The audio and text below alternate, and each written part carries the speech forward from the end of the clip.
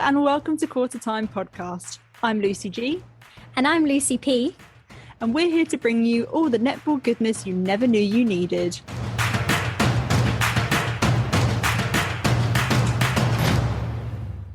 Hello, everybody. Welcome back to Qtr Time Pod. Hiya, Luce. How you doing? Hi, Luce. How's it going? All good? Long time no speak. I know, Luce, although we have been chatting on the reg via WhatsApp, but just during a very specific morning and evening window now. Oh, mate, I tell you what, this time difference is a killer. I'm not going to lie. It's so just bad. That, like 2 hours slightly too inconvenient. Yeah, definitely. It is really, really great to be back with a super special mini-series on the 2024 Netball Nations Cup.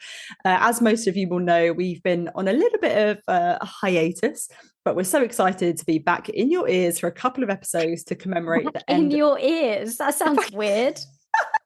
Aren't we? Yeah, true, to be fair. We are going to commemorate officially the end of the international season. It's domestic season's just around the corner. So how's life over in New Zealand, Luce? Yeah, all going good here, Luce. Just beach. I'm basically like beach Ken at this stage. And I hate you. Just, living life, getting sunburnt. Oh, well, it's -2 and -3 degrees here. So sorry. So thanks for that. Well, give us a rundown then of what's coming up on today's episode. Okay, so this is part 1 of our Netball Nations Cup coverage. And firstly, we'll be previewing each team for the upcoming series, highlighting our players to watch, and of course, giving our predictions. And next, we'll be bringing you 2 very special conversations with key players from 2 of the competing nations. So for the quad series in previous years, we've spoken to coaches from the different teams, but actually, a lot of you responded to our Instagram poll and said that you were super keen to hear from the players. So we're doing things a little bit differently this time. Mm-hmm. So in this episode, we have our chats with Silver Ferns captain for this series, Phoenix Karaka, along with England Roses defender Razia Quashie. With Phoenix, we discuss the highs and lows of 2023, being promoted to captain, fitness testing, and generally where the Silver Ferns are at the moment. And with Razia, we discuss coming back from injury, mental resilience, defensive combos for England, and how her love of the game keeps her motivated. And there's not just that. For the games in London this weekend, I'll be providing some coverage and post-match interviews on our socials. So head over to our Instagram page in particular. Watch out for those. And our part 2 episode will be released following the series, where we'll recap everything and bring you some more awesome interviews. So let's dive straight in with our previews for all of the teams competing at the Netball Nations Cup. First up, we're going to start with world champs Australia. Take it away, Luce. Okay, so strengths for this squad, I mean, an identical squad compared to the Constellation Cup plus Donnell Wallam. So, Nice little boost there. Absolutely incredible. Pretty similar as well to the team that obviously won gold last year at the Netball World Cup and had an incredible season of winning literally everything. Everything, yeah. Potential weaknesses I've written here, nothing really. I struggled to think of one for this. I mean, they're obviously very fit. They've got a lot of experienced combinations, a lot of depth across the whole court in terms of positions. Potentially the only thing I was really grasping at straws here, but the lack of a specialist wing defense without Brazzle Dazzle. That's the only thing I could really think of. And potentially limited wing attack options behind Liz and Paige, should they have chosen more youngsters in the midcourt as we're going into a new cycle.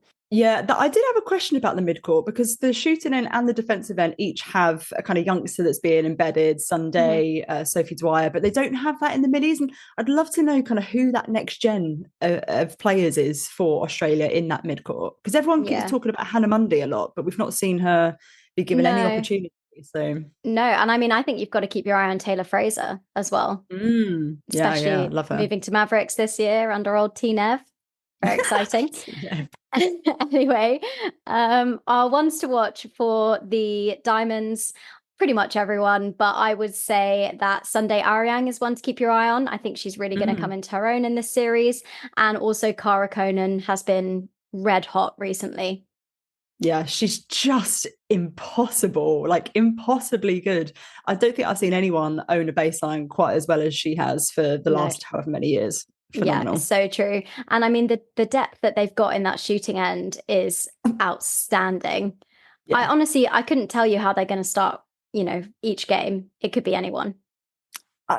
Yeah, I mean, I think it will be Conan and Austin, but they could justify having absolutely anyone, and that's the scary thing, isn't it? Yeah, it is indeed. What about New Zealand then, Luce? Well, New Zealand is a very interesting one. There's been a lot of discussions about this squad. They are only taking 3 shooters, 2 of which are really out and out goal shooters in Walmsley and Nweke, and then 1 goal attack in Malasala, who is going to be making her debut. So that is an awful lot of pressure on her shoulders to be able to stand up and really play her part in that attacking end. Midcourt, I think, is pretty strong. The likes of Maddie Gordon, I absolutely love her. Kate Heff, she was midcourt of the tournament for Netball World Cup. And then defensively, I think they're really strong as well. Kelly Jury's in great form. Karaka, Karen Berger is terrifying. But they've also got Michaela Sokolic-Beatson back in the mix, which I think is really, really great. She's worked so hard to come back from injury. And I'm really, really excited to see her. It's the same midcourt as the Constellation Cup, so really building those connections. They've also got Bryony Akel coming in as assistant coach, which I think could have a really big impact. But yeah, weakness wise, that shooting ends blew my mind. I'm really surprised they haven't taken Georgia Heff from training partners with them. Yeah, it was interesting because obviously no Ekanasio or Watson due to their planned breaks and rest periods. No Wilson, no Maturo, no Tioriava due to failing to meet the fitness standards. I mean, that is a lot of experience that New Zealand are missing in that attacking end. I mean, Amelia Wormsley made her debut 5 minutes ago, and now she's maybe going to be playing her second position against Australia, England, Uganda. It's going to be tough, I think, but we know that Noz can pull a rabbit out of the hat sometimes, so we'll have to wait and see. Yeah, and when you've got a powerhouse like Grace in the back and goal shooter, that's always your get out of jail free card, isn't it? Well, that's the thing. I mean, she could basically do it on her own, essentially. I wonder if we'll see Grace out at goal attack. Could you imagine? I highly doubt that. I highly doubt that. Could you imagine? That'd be so jokes. Right, moving on then to England. What have we got, Luce? Okay, so our home girls looking pretty good across the board, I have to say. Really impressed with this squad. A lot of strength in the shooting end and a very decent blend of youth and experience across all the areas. Potential weaknesses, I would say we have been exposed in terms of making the tactical changes at key times previously in different games, and also just that having enough gas to last till the end. The 4-quarter performance is something that we're still striving towards. I would say as well, Luce, have we seen the best of Fumi Fidoji recently? I would say no, but I think the setup in England is obviously very different to the setup in Pulse. I think at Pulse, that whole defensive end is kind of set up for her to be able to come out on the fly and to get those screaming intercepts. And it's not necessarily the same in England. So I don't know if she's quite been able to adjust to that yet. So hopefully this is going to be a really good series for her and we see her at her very, very best. Yeah, well, I'd love to see her with Hallie Adio at the back. That would be a really interesting combination. And also, don't forget, we've got Razia Quashie in the mix, Fran Williams. I mean, this series for me in the defensive end is working out who we're going to take forward, in a post-Jiva era, PG, if you will. How are we moving forward with that defense and what are those solid combinations going to look like?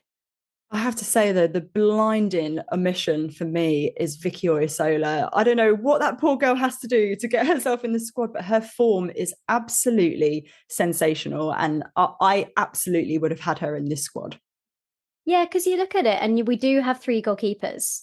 It's quite a light in terms of experience. It's quite an inexperienced defensive end. Besides Fran, who's got the most caps out of the defensive lot at 38, that in itself is not huge numbers. Yeah, exactly. But I do think there's a few other key people to keep your eye on in other areas of the court, particularly. So in the midcourt, Amy Carter, I think, is going to be one to definitely keep your eye on throughout this 4-year international window. And I mean, Berry Neal. Yep. Totally agree.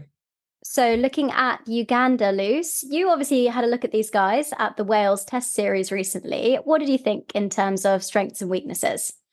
Yes, I did. Had a great time hosting that.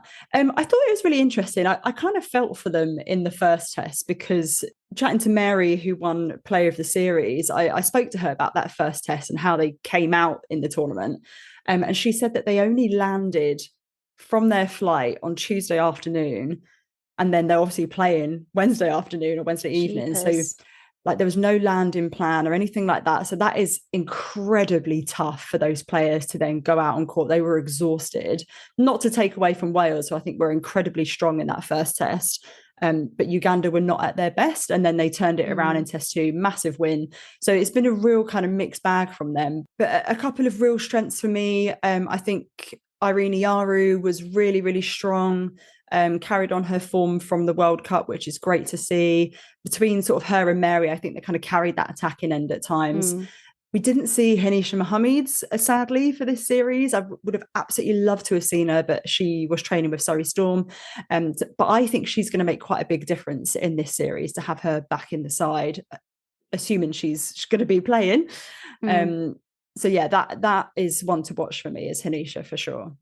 Yeah, I'm looking forward to seeing Hanisha and how she goes out there. Obviously, new recruit for Surrey Storm this season. And it'll be good to get some kind of stability in that defensive end for Uganda as well, and start to build on some of those connections. I think Margaret Bagler as well is another one in the midcourt who can carry the team at times. Yeah, that is sinful that I didn't mention her name, actually. She was really, really strong. The thing for me defensively for Uganda is around contesting cleanly. They did pick up a lot of whistle. We saw a suspension, our first suspension under the new rules that are in place during the first test, I think it was. So that is something that they are going to have to look at and adjust quite quickly. Yeah. And in terms of the weaknesses, Uganda are obviously the lowest ranked team in this competition. They're currently seventh after Jamaica in fourth, South Africa in fifth, and Malawi in sixth in terms of the world rankings. Obviously, that lost to Wales in the first test of their prep series, but they obviously won the second two tests. And I think importantly as well to note, a lot of off-court issues going on for the Uganda Netball Federation at the moment around governance and corruption. So, Luce, do you want to give us a bit of a background on that? Yeah, so the Uganda Netball Federation was basically disbanded, and a normalisation committee has been appointed by World Netball to keep operations going while they sort everything out. The Uganda Netball Federation president, Sarah Qtr, has, according to an article published by an outlet called New Vision in Uganda, she's been charged with fraud, and there have been concerns regarding the financial stewardship and operational decisions made during her tenure. When you combine this with the fine that Uganda received recently for failing to fulfill a fixture, I think it was to do with the African Cup. Yeah. You know, put those together, you've got a really bad situation for one of netball's top 10 nations. So I really hope that it can be resolved soon and that the She Cranes don't continue to suffer. And I think it's great as well that Praskovia Quachia is part of that normalisation committee. She's also assistant coach for the upcoming series. So I think that's a real positive to take out of it. Yeah, it's just awful, isn't it, with those kind of things going on? And it's not what we really want to see in our game at all, but hopefully it can be resolved quickly. So finally, Luce, how about some predictions?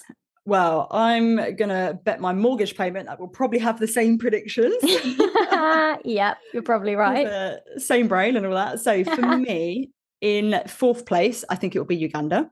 I do think they're going to put up a great fight, particularly against New Zealand. I think that's going to be a really interesting game. In third place, I think it will be New Zealand. I just think the shooting end, the lack of depth there is going to really let them down. Then I think it will be England, and then I think it will be Australia, continuing along their merry way, taking all of the silverware. Yeah, that's my four. Well, do you know what? Surprisingly, Luce, I actually agree with you on all counts. We have had exactly the same thoughts because we do share one brain, even across hemispheres. And I think you're right about the New Zealand Uganda, but I don't think it will be that close in the end. I think New Zealand's superior fitness will win them out in that contest, if they do end up in the third, fourth playoff together.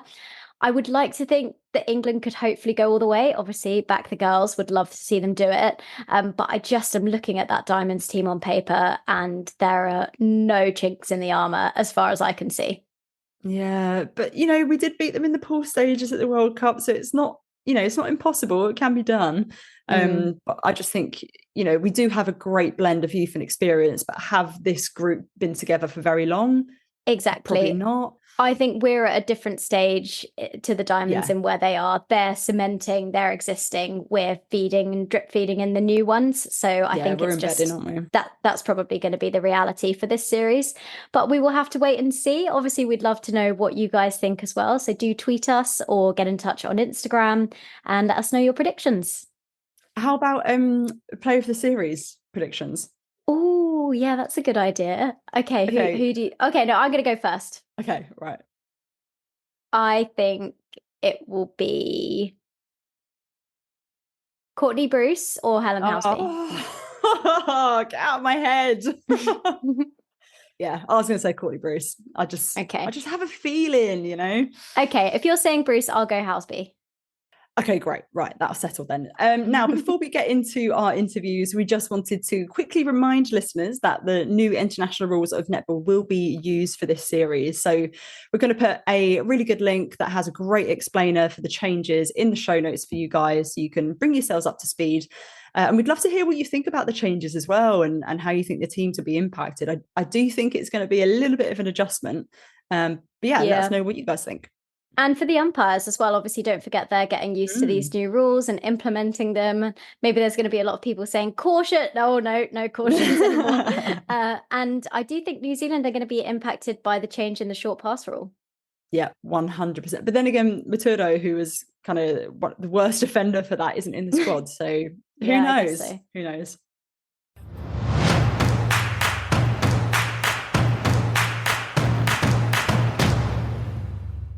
So I'm thrilled to welcome England defender Razia Quashie. How you doing, Raz?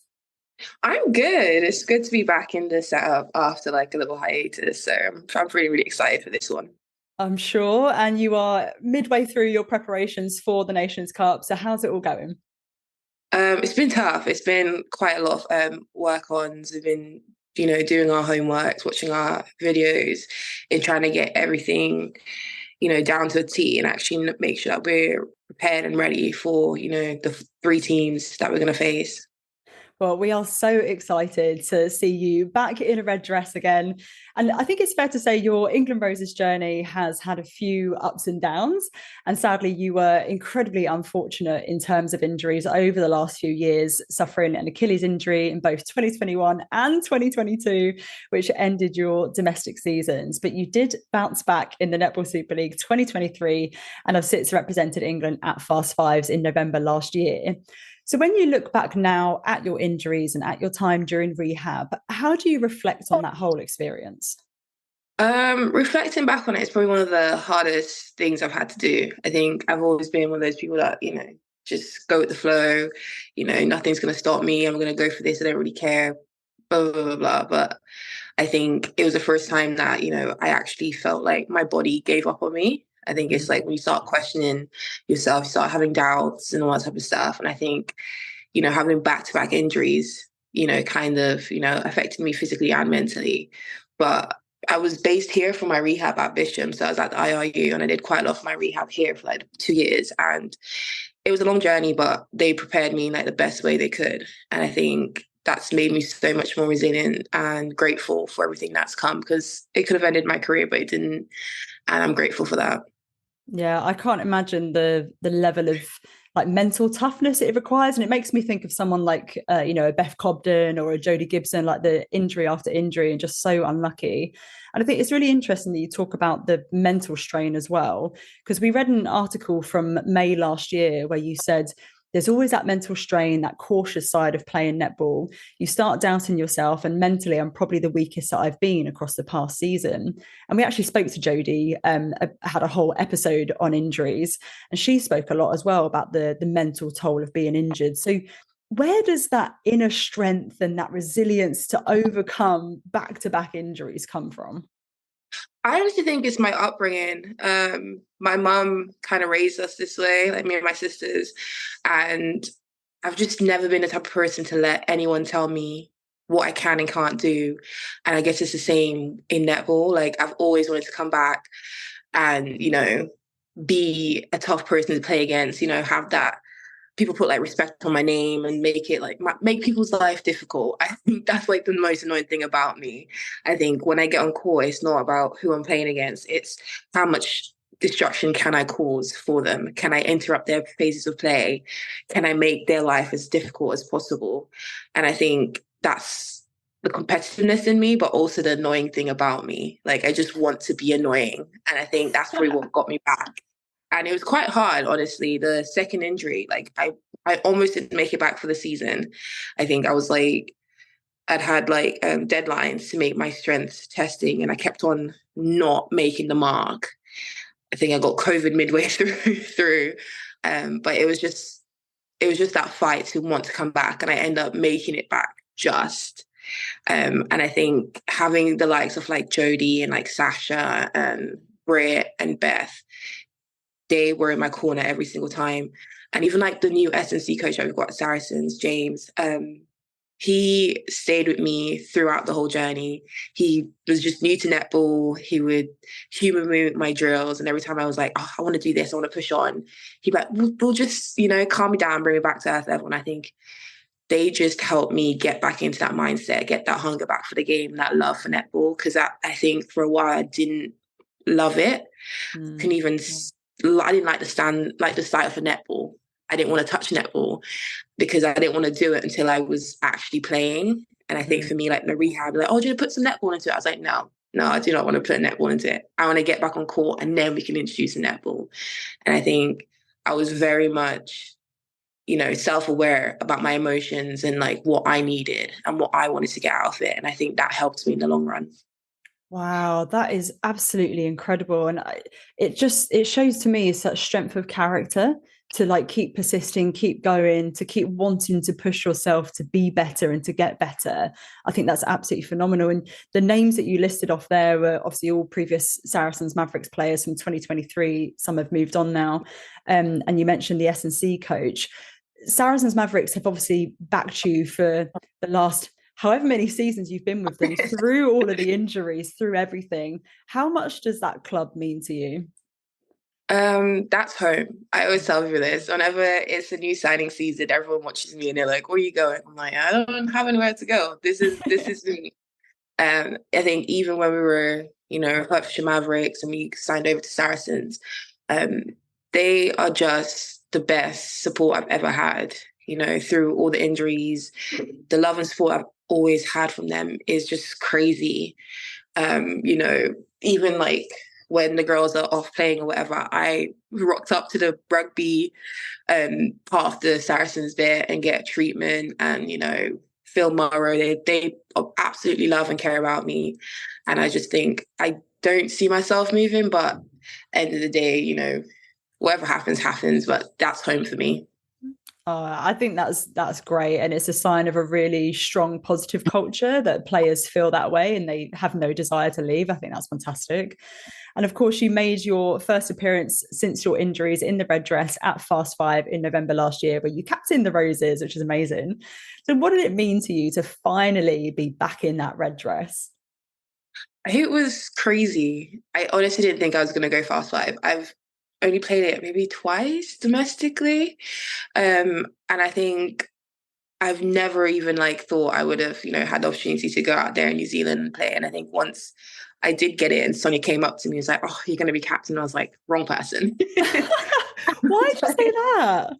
Wrong person. I'm just like, it's not in a bad way, but I'm such a go with the flow person. I'm so chilled. I probably am the worst person on my phone. I'm like one of those people, do not message me, always call me. I'm so bad. And I think for me, it was one of those things where I think I was going through my own mental battles of like, coming back and whatever. And I didn't think I could be the best example and lead for the girls that were, they'd been playing and they'd gone to New Zealand. And here's me coming back for my first time and leading them. So I think that was the part I had to work through mentally. But I think it was a great tour. I didn't really do much, to be honest with you, but I had a great time. I find that so funny. But I think it just shows how much faith and how much belief that the Roses program and the coaches have in you. And I think you're almost selling yourself a little bit short there, I would say. So, yeah, I'm really surprised to hear you say that. No, I think I know myself. And I don't know, I just wouldn't put myself as leader. I think I'm one of those people that would help out the team, unspoken. I'd do that for free. Like, I don't want any title or whatever. I think I run away from responsibility because I'm asleep. That's all. Any free gap, I'm gonna sleep. And I think that's like my biggest thing. I do not want my space filled up for like meetings or whatever, because I'm like, oh, no, I want to sleep. So I think that's my biggest thing, why I stay away from like any titles, really.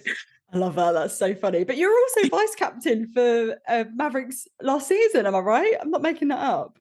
Oh yeah, but I had a lot of time on my hands because I could rock up training and just sit there and watch for 2 hours, and it was fine because I could talk or whatever. But I think once I was in and among it, I don't actually think I did a job.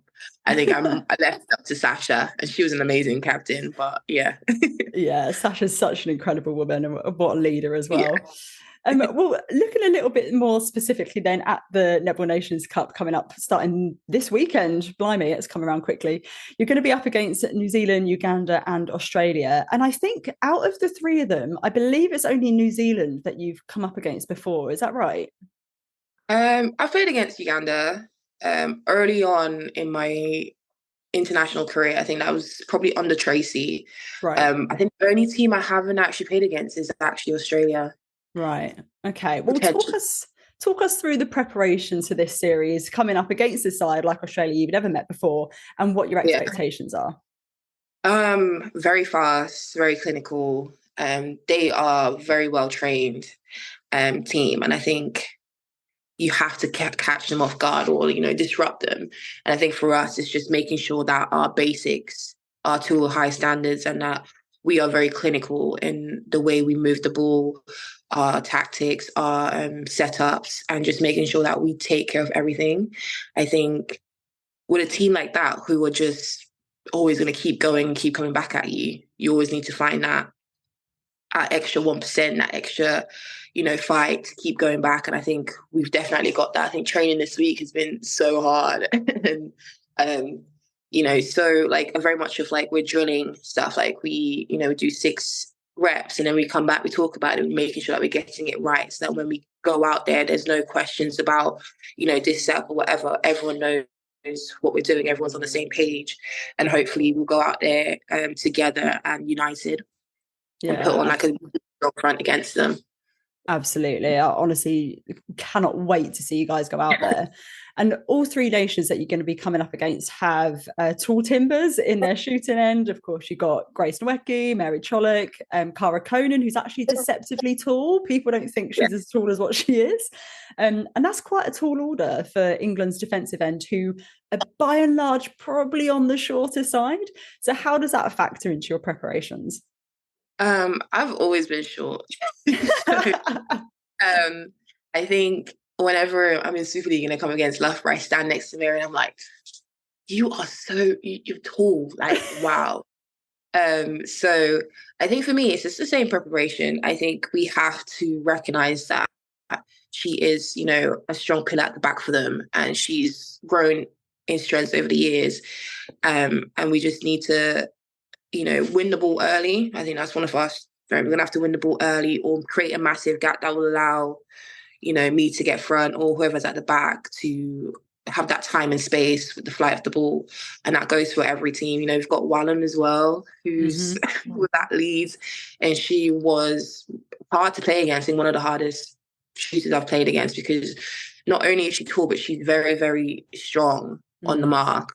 And she gets crazy trick shots. So even if I think I've pushed her off her post, you look back and the ball's gone in the hoop and you're like, I tried my best. But it's the same tactic for most of them. I think we're just going to try to win ball early and disrupt them as much as possible to make that last feed the hardest feed of their lives. So I think that's what we're working on. Yeah, nice. And like, you know, they might be 6'7" in Mary Chollock's case, but actually, like, you've got incredible elevation. Someone like Fumi, her elevation is absolutely wild. So, you know, height isn't everything. It's not. I think I've realized that in my career because I'm barely 6 foot. Yeah. Yeah, that probably is something in that post-Jiva era that is maybe lacking a little bit in England's defence end, just that extra little bit of height. But, you know, there's ways to counteract that. So it's all good. And speaking of that defensive end for England, alongside yourself, we've got Fran, Jada, Fumi, and Hallie. So can you tell us a bit about any particular defensive partnerships that you've been able to explore in camp prior to the series and what it's like playing with such a diversely talented bunch? It's actually crazy to think that like I've been away for so long, but like for me and Fran, like we've always got a solid partnership. I don't like we've always played together through the age groups. I think I've kind of like worked her out to a T on like where she's gonna go and what she's gonna do. So I kind of give her free reign. I'm like, look, the only rule I have, don't cross me in the circle. Other than that, do what you want to do. I'll watch out and I'll have your back. I think that partnership's always been solid, and I think it will continue to be solid because she's just grown tremendously over the years. And I think it's just been, I've been in awe watching her through Super League and watching her internationally.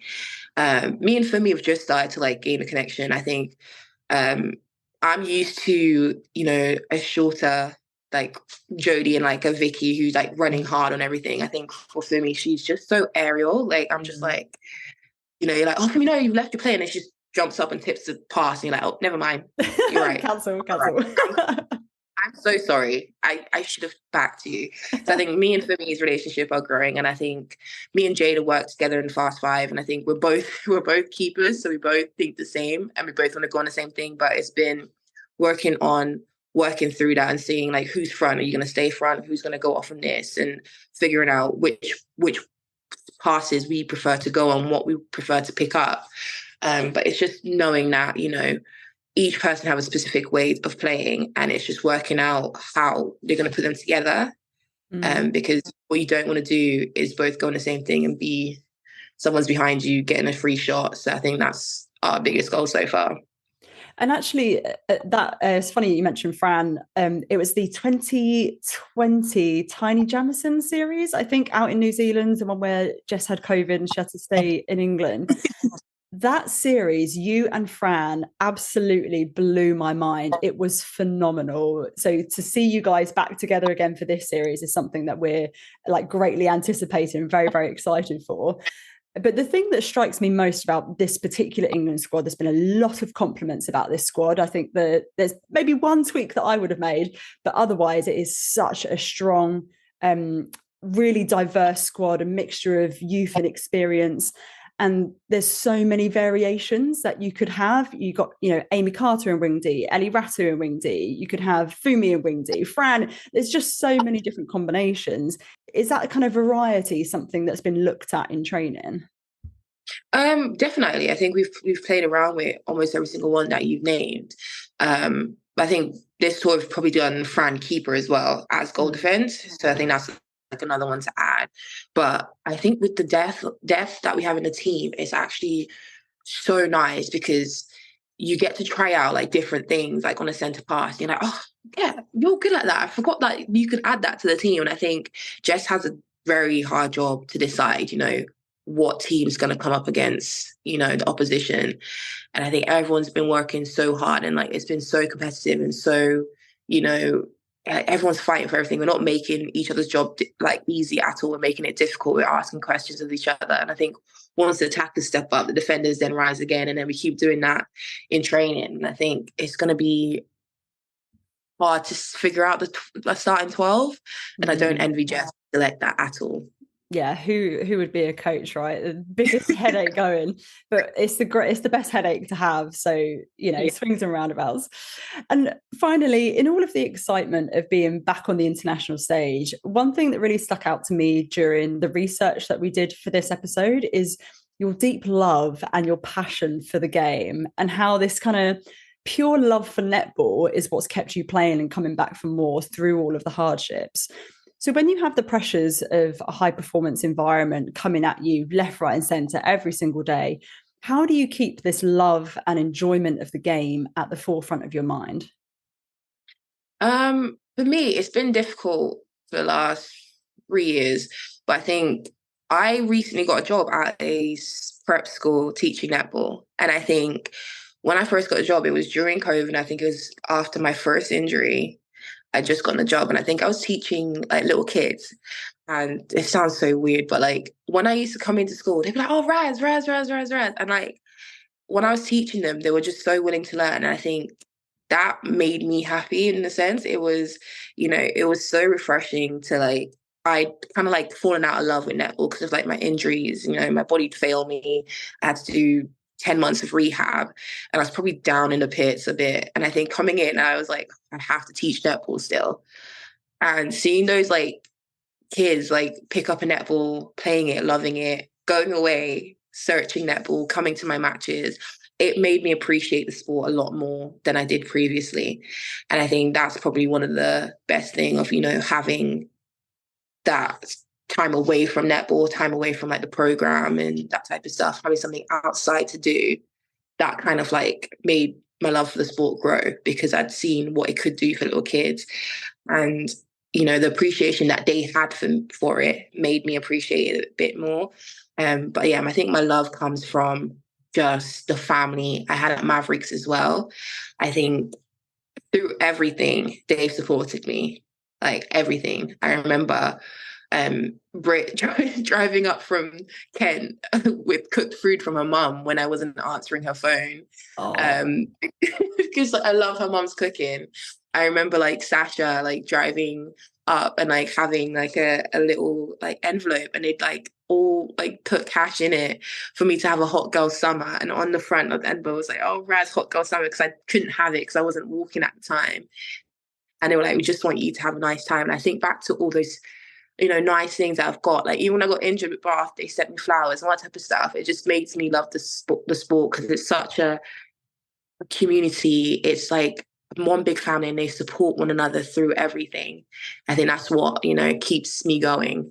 Oh God, you almost make me a little bit emotional here, Raz. That is so beautiful and such a lovely reminder of like I don't know, I suppose like the values, the fundamentals, the kind of purity of netball, and like why we all do it, whether you're 5 years old in a school playground or 26-year-old on the international stage or whatever. It's that I think that's really, really beautiful and a great note for us to end on.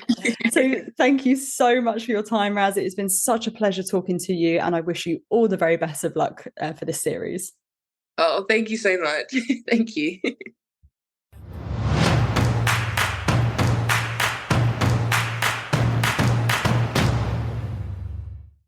So welcome, Phoenix. Thank you so much for taking the time to speak to me. I know you are about to embark on a pretty marathon journey across to the other side of the world, so really grateful for your time today.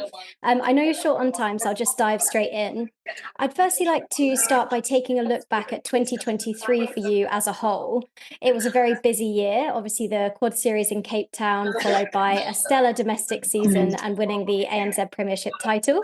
And then Netball World Cup selection, finishing fourth, with the year culminating in a test series against England just before the Constellation Cup. So I think it's fair to say it was quite a hectic year, with some positive results and some that didn't quite go your way. So how do you personally reflect on the highs and lows of last year? When you I guess say it like that, it feels like, wow, that was so much in 1 year. But I think it's something that you kind of just get used to, and it becomes the norm in terms of netball and being an international player. I think the first game that I play, it'll be 10 years since my debut. So like knowing that that's been my life for the past 10 years, it's just something that I've gotten used to. But I think with the highs, there's also the lows, and the lows, there's all of the learnings that we've obviously had to learn. We went into the World Cup trying some new things, weren't successful as we probably would have loved it to be, but there were some learnings in that for us to go into when we played England in the Cadbury Series and then Aussie in the Constellation Cup. And I think going into this new cycle where it is a learning period, I think having those learnings in a pinnacle event year is key to the success of how we, I guess, how we grow players coming into the new cycle and those that will be there for the next pinnacle events. Yeah, absolutely. And there've been a number of changes in the Ferns squad for the upcoming competition, with Amelia Ann Ekanasio taking a break and yourself stepping up as captain alongside co-vice captains Grace Nweki and Kate Heffernan. So how have you found the responsibility of taking on this crucial leadership role for the next generation of Silver Ferns? To be honest, it was kind of like became the vice captain, mid last year, and then all of a sudden had to be captain. So it was kind of like really quick to have to, I guess, learn the ropes. But Mel set a really good standard in terms of what we want to achieve. And I think the thing that I love is that the coaching staff all understand that we're very different in how we lead, and the ability to come into this role and bring different things, because I'm very much different to Mel. And so if I try to be what she's like in a leadership role, I would just fail on court and off court and not enjoy myself. So I think the fact that we've been really fluid in terms of the leadership, and we've been able to add the youth in terms of Grace and Kate coming in, I think looking to the future, it's the progression that we kind of need, because we probably didn't have those opportunities while we had the older players when I was starting, because they were around and they deserved to be around and have those leadership roles. There wasn't those opportunities for young ones to take. So I think it's crucial now that when Niels is having her leave, that we give the younger ones, I guess, some sort of security and confidence to be able to lead into the future. And I think just for me, it's being able to navigate that myself, but also being able to support the other two, but not just the other two, it's probably just the whole team as a whole. Everyone can lead themselves, but it's being able to lead as a collective. And I really liked what you said about the unique qualities that you bring as a captain and as a leader. And I think the inclusion of that leadership group is really positive for the future of the Silver Ferns, and showing, what can be achieved over the next cycle or two cycles. Grace is just 21, I think. So, it's amazing for her to have that position of responsibility. And we also know that Knowles sets very rigorous standards when it comes to fitness requirements for the Ferns. And at different times, certain athletes have been dropped from the squad due to failing to meet those standards. And this approach has resulted in a number of names missing from this series, including Maya Wilson and Tiana Maturo, with only 3 shooters selected in the main squad. So how do you think this will impact the playing group for the upcoming series? I don't think it impacts us at all. I think, if anything, obviously those players are good friends of mine. I love them. But the players who are here, who we need to concentrate on, and those who made those targets, the standard hasn't changed since Knowles has been here. So we've all known what it is. I guess there's that responsibility of this being your job, that you've also got to be able to maintain some sort of fitness level. And I think it's just a great opportunity. That's the only way that you can take it for others to step up. And it's probably the perfect time for people to get exposed, because it is the start of a new cycle. And I think as a playing group, we're actually really committed to who we have here. And whoever isn't here is it is what it is. And that's what I love about this team, is that we're just moving on. We've got the capabilities everywhere on court to be still competitive, and that's what I love. And I think it's also giving other players opportunities to expand the game.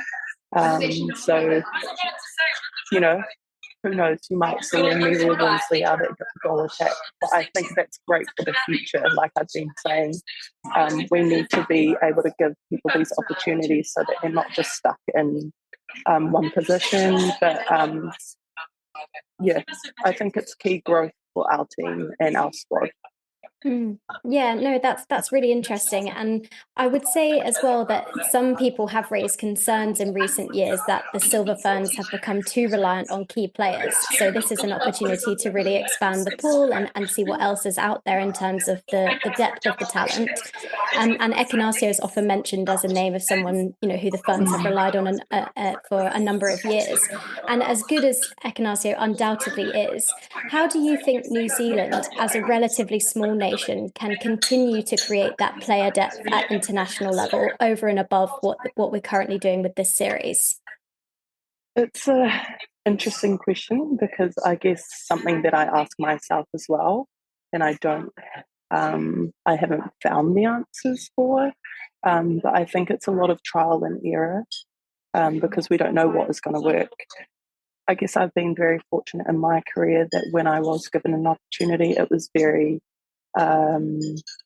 wasn't like I was forced into the position to go on court and just stand on my own 2 feet. It was really drip fed to me. I was given opportunities here and there, but then you could look at Grace, who has pretty much been put on the court straight away and has been there since she came, and has really taken the pressure very well. So it's very nuclear, but it is very independent into individuals to how the player is going to be able to take on the feedback or take on the opportunities. So I think it's just being able to understand the individuals and the opportunities that they do get given, making sure that they're supported well and that they're confident in what they're doing. We don't have many opportunities, obviously. Internationally, we've got maybe 3 series a year, and we still want to be competitive and we want to be strong and we want to win, so it's a balance and to find that balance, I don't know, but thank God that's why I'm not the coach and I'm a player. Yeah, no, absolutely. No, I agree. I think it's that age-old question of balancing, getting the results and also blooding the new players and all of that stuff that really feeds into it, makes it a complete headache for national selectors and also organizations who are responsible for deciding, the direction of the domestic league and how that feeds into the Silver Ferns and everything like that. Yes. But just looking back at your career, you mentioned that it's 10 years since your Silver Ferns debut. I think it's, in fact, the first game is 10 years to the day, which is amazing since you won your first international cap. And we read in an article from a few years ago that back in high school, you didn't think you would make it to be a Silver Fern. So why did you think that at the time? And what changed in terms of your mindset?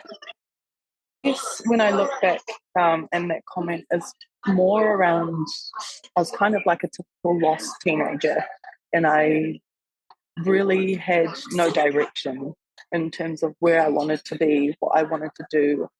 I had no real life goals. So netball was still very much something that I loved doing. And to think that it could be a job and a career just never crossed my mind. So I think that was more of where that came from. But then as soon as I was given the opportunity, it was like, well, I can really make a thing of this and enjoy the time that I do have here. And I think that's why I've been very fortunate. I've been in and out, but I think that's also given me the desire to want to keep playing as well. So I haven't consistently been in everything for the past 10 years. So I've had a baby, I've been dropped, but it's given me time to kind of be away and appreciate the time that I do have when I am involved. So I think that's been a key to the longevity.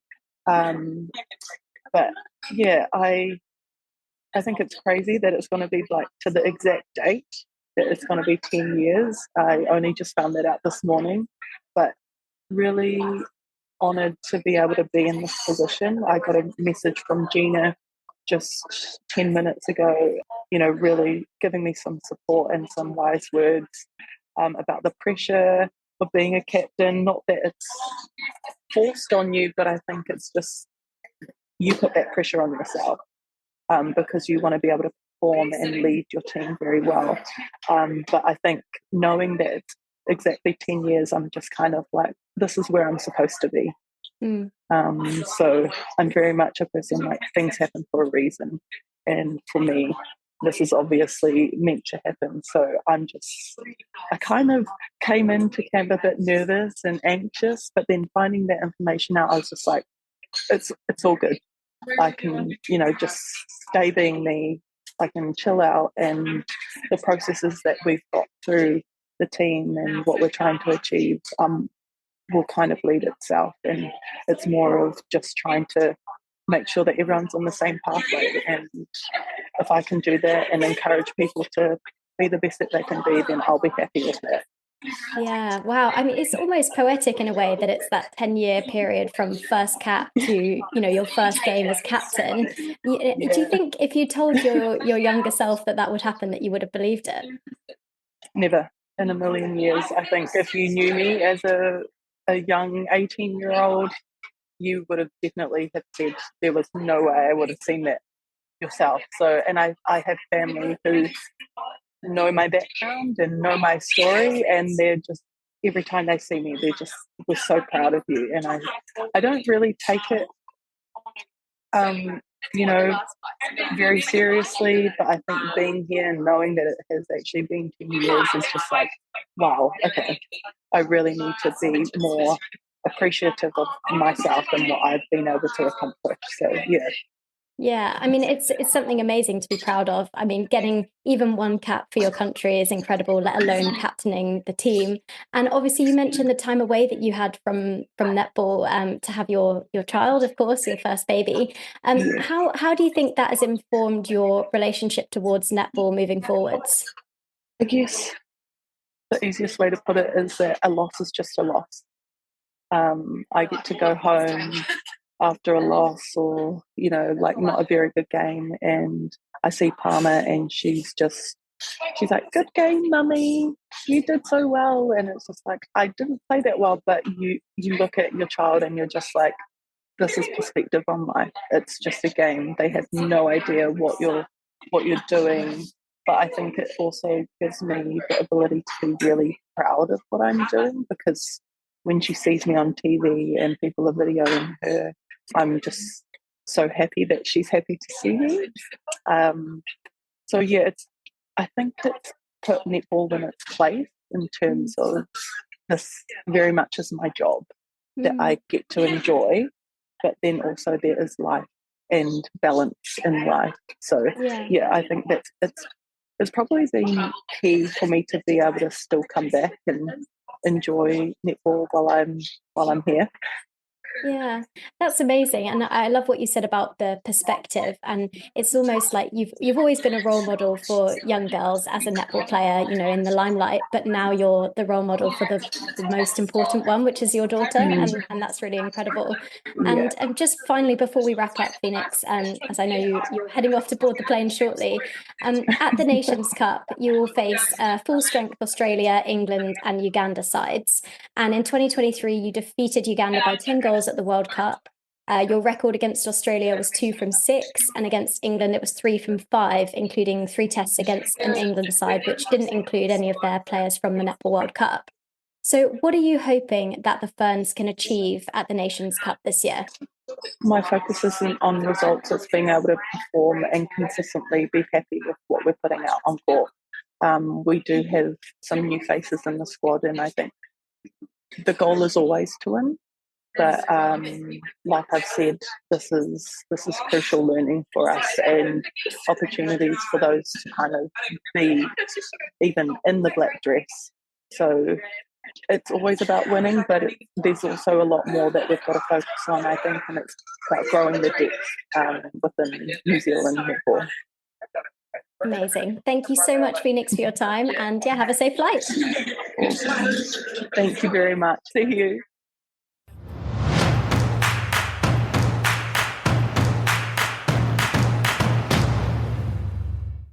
Thank you so much for listening to this episode of Qtr Time Podcast. Make sure you subscribe to the pod and follow us on social media at Qtr Time Pod for the latest netball updates. Don't forget, the first game is Australia versus New Zealand at 3 p.m. on Saturday, followed by England versus Uganda at 5:15. You can watch on Sky and YouTube, and don't forget to follow along with all the action on our social media pages, including exclusive post-match content from Lucy G. And if you're outside of the UK, like me, you can watch on Netball Pass, unless you're in Australia or New Zealand, in which case you can watch on Fox or Sky New Zealand. I will be setting a 4 a.m. alarm. Oh, that is gross. No, Commitment, not though. the one. Yeah, obviously. Love the commitment. Netball, mate. It's netball. We would really appreciate if you guys could take a moment to rate and review the podcast, as it really does help other people to find us. If you enjoy listening to the pod, please do let us know and spread the word with your netball pals so that even more people can get involved in the conversation. Take care, everyone, and see you soon. Bye. Bye.